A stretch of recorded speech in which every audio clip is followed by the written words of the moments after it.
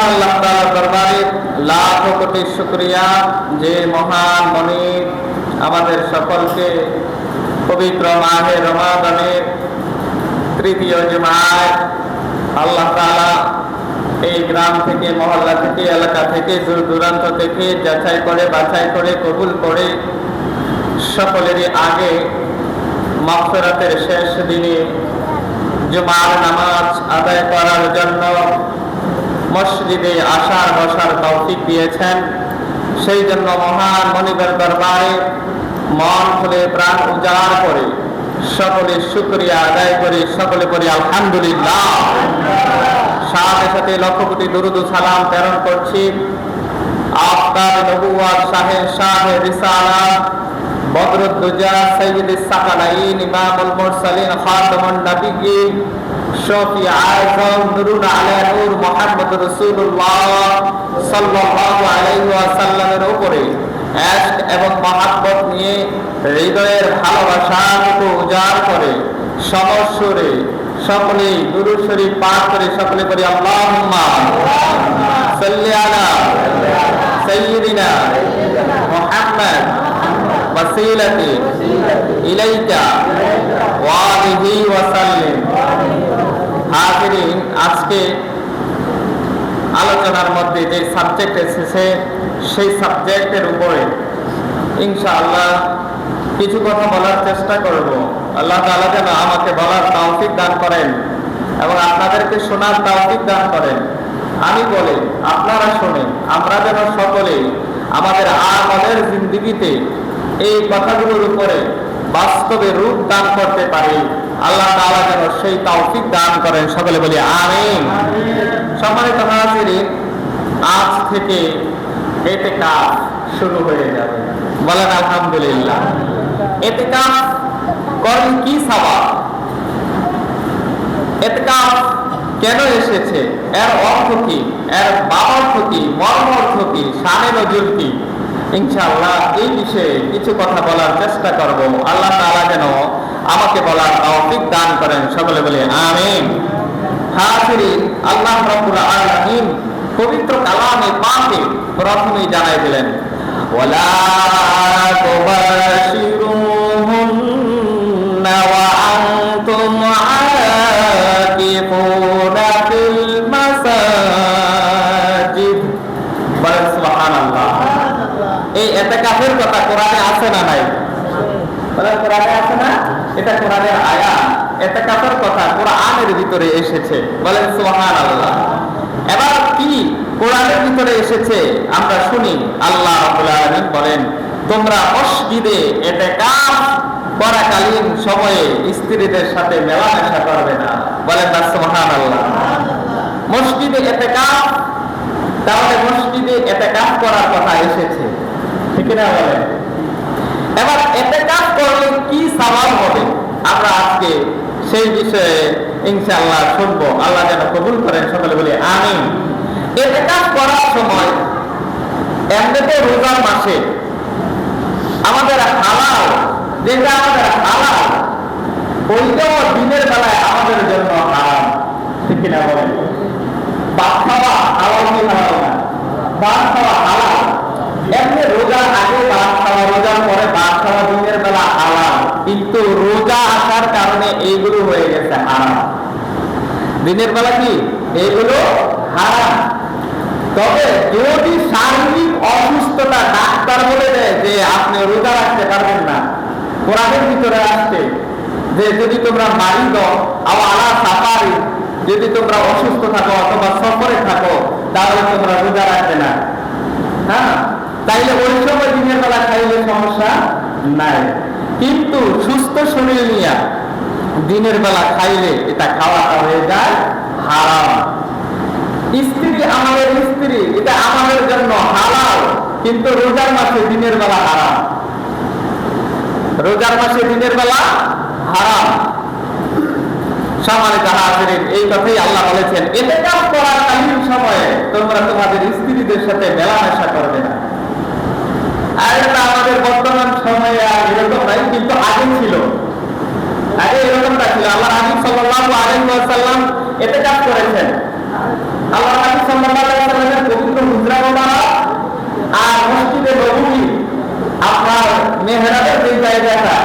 রোজা ছিল। আল্লাহ নবী সাল্লাল্লাহু আলাইহি ওয়াসাল্লাম ইতিকাফ করেছেন, পর্দাটা একটু ইয়া করে আল্লাহ নবী সাল্লাল্লাহু আলাইহি ওয়াসাল্লাম ওনার শের মোবারক মাথা মোবারক দিতেন, আম্মা আয়েশা সিদ্দিকা রাদিয়াল্লাহু তাআলা আনহা মাথাটাকে আশ্রয় দিতেন। বলেন সুবহানাল্লাহ। তো সম্মানিত হাজিরিন, আল্লাহ রাব্বুল আলামিন বলেন ওয়ালা তুবাশিরুহুন্না ওয়া আনতুম আকিফুনা ফিল মাসাজিদ। তোমরা মসজিদে ইতিকাফ করাকালীন সময়ে স্ত্রীদের সাথে মেলামেশা করবে না। তারপরে আল্লাহ রাব্বুল আলামিন বলেন রোজা রমজান ইতিকাফ সংক্রান্ত উল্লিখিত বিধিবিধানগুলো আল্লাহ পাক কর্তৃক নির্ধারিত। বলেন সুবহানাল্লাহ। হুদুদাল্লাহি ফালা তাকরাবুহা কাযালিকা ইউবাইয়িনুল্লাহু আয়াতিহি লিন-নাসি লাআল্লাহুম ইয়াত্তাকুন। আল্লাহ বলেন এটা হলো আমার হুদুদ, এটা আমার সীমানা, এগুলোর বিরোধিতা করা নিকটবর্তীও তোমরা হইও না। এই যে রোজা রমজানে ইতিকাফ করে, এই যারা ইতিকাফ করবে তাদের বিরোধিতা যেন কেউ না করে। বলে সুবহানাল্লাহ। তোমরা নিকটবর্তীও হইও না, ইতিকাফ করার জন্য যত পারো উৎসাহিত করো। বলে সুবহানাল্লাহ। তো ইতিকাফ করলে কি হবে এবার শুনেন, আমরা একটু হাদিস থেকে শুনে নিই, এরপরে আমরা আয়াতের দিকে আবার যাব। আল্লাহর হাবিব সাল্লাল্লাহু আলাইহি সাল্লামের সাহাবী ইবনে আব্বাস রাদিয়াল্লাহু তাআলা আনহু ওয়া কান আব্দুল্লাহ ইবনে আব্বাস রাদিয়াল্লাহু তাআলা আনহু আন্না রাসূলুল্লাহ সাল্লাল্লাহু আলাইহি ওয়াসাল্লাম قال ইবনে আব্বাস রাদিয়াল্লাহু তাআলা আনহু ডাকে বলে, দুনিয়ার মানুষ শোনো শোনো, আল্লাহ নবী সাল্লাল্লাহু আলাইহি ওয়াসাল্লাম বলেন আল মুতাকিফু হুয়া ইতাকিফুজ যুনুব। ইতিকাফকারী মূলত সমস্ত গুনাহ থেকে দূরে থাকে। বলেন সুবহানাল্লাহ। ইতিকাফকারী সমস্ত গুনাহ থেকে দূরে থাকে। বলেন সুবহানাল্লাহ। আচ্ছা, ইতিকাফ করা অবস্থা কি কোনো গুনাহের কাজ করার ইয়া আছে? নাই, কিন্তু আমাদের দ্বারা কিন্তু হয়ে যায়। আল্লাহ নবী সাল্লাল্লাহু আলাইহি সাল্লাম বলেছেন ইতিকাফকারী মূলত সমস্ত গুনাহ থেকে দূরে থাকে। কথাটা বুঝেননি আপনারা? ইতিকাফকারী সমস্ত গুনাহ থেকে দূরে থাকে, কিন্তু আমাদের ভিতরে আমরা যারা ইতিকাফ করি তারা অনেকে অনেক ধরনের গুনাহ করে ফেলি। এবার বলবেন হুজুর কিভাবে? মসজিদের ভিতরে তো গুনাহ করার মতো কোনো সুযোগ নাই, আছে নাকি? হ্যাঁ, মসজিদের ভিতরেও গুনাহ করার সুযোগটা কি আমি বলি। যেমন মনে করেন কয়েকজনে ইতিকাফ করলো, মুরব্বীরা বাবারা ইতিকাফ করে, ইতিকাফ করা অবস্থায়ও অন্যের গীবত করে। আছে না নাই? আছে না? অমুকের বাড়ি কি হয়েছে, তমুকের বাড়িতে কি হয়েছে, এইগুলো ইতিকাফে বসে বসে পড়া শুরু করে দেয়। তাহলে এটা গীবত হয়ে গেল। আর গীবতটা হলো আপন মরা ভাইয়ের গোশত খাওয়ার সমান। বলেন নাউযুবিল্লাহ। তাহলে ইতিকাফ করা অবস্থায় গুনাহ হয়ে যায়, ঠিক না? তাহলে ইতিকাফ করার সময় ফাহশা কোনো কথা বলা যাবে না, গীবতের মতো কোনো কথা বলা যাবে না, আপনার খারাপই কোনো কথাবার্তা বলা যাবে না। ইতিকাফ অর্থ হলো আবদ্ধ থাকা, আর ইতিকাফ অর্থ হলো এক জায়গাতে আবদ্ধ থাকবে, সে কোনো রকমের ফাহশা কথাবার্তা, ফাহশা কোনো কাজ কর্ম করা যাবে না। আবার একটা কথা বলছে ফেসবুক চালান দেখতো না, কিন্তু এরকম অনেক জায়গায় আছে যুবকেরা কেউ যদি বসে মোবাইল নিয়ে আসে তো আইসা আবার ফেসবুক চালান শুরু করে দেয়। তো ফেসবুক চালাতে গেলে গুনাহ আছে না নাই? ফেসবুকে কি শুধু বেড়া মানছে ছবি আই, রেজিমেন্টে ছবি আই না? তাহলে গুনাহ গুনাহ। তাহলে ইতিকাফে বৈশা আমার আলোচনাগুলো তো আপনারা জানেন, যেহেতু মিডিয়া চলতেছে চলে যাবে। তাহলে যারা যুবকেরা ইতিকাফে বসবে ফেসবুক চালানো যাবে না। ইতিকাফ সমস্ত কিছু থেকে সে দূরে থাকবে, সমস্ত কিছু থেকে দূরে থাকবে। যেই জায়গায় হালাল জিনিসটাকেও হারাম করা হয়েছে, হালাল জিনিসটাকেও হারাম করা হয়েছে, মেলামেশার কথা বলছে, ওইটাও নিষেধ। সুবহানাল্লাহ বলেন না? সম্মানিত হাজিরিন, তাহলে এই ইতিকাফ অবস্থায় এইরকম করা যাবে যাবে না।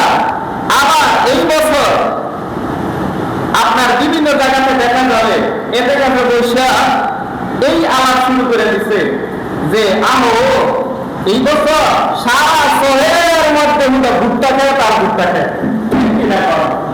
ভুট্টা মানুষে দান করার পরে সাইডে দিচ্ছে। কারণ কি জানি কয় আবার কি কারণটা কি? কারণটা হইল ভুট্টাতে মানে লাভ বেশি, মনে হাজার থেকে আছে না নাই। দেখেন আপনি বলবেন না, এটা খবর বলবেন বিভিন্ন মসজিদে যারা বসবো প্রায় মানুষে এই ভুট্টার আলোচনা করবো, কারণ তারা তো কোনো তারা নাই ভুট্টা, এই ভুট্টার আলোচনাই করবো। কথা কি মিছা কইলাম? তো এই কারণে আগেই সতর্ক করে দিচ্ছি যে ভুট্টা খেতে হয়েছে না না হয়েছে এইগুলো করার কোনো সুযোগ নাই। এগুলো করার কোনো সুযোগ আছে নাই যে আগে ভুট্টা হয়েছে না ধান হয়েছে, আর এই বছর বৃষ্টিটা হয়েছিল আল্লাহ কিও এবছর কোনো বৃষ্টি মিষ্টি দিল না। আবার তো বৃষ্টি না হলে তো তরমুজের পাম্পার হলো, বৃষ্টি না হলে তরমুজের পাম্পার হলো, যেই লাল হয়েছে তরমুজ মধু ঠিক কিনা কর।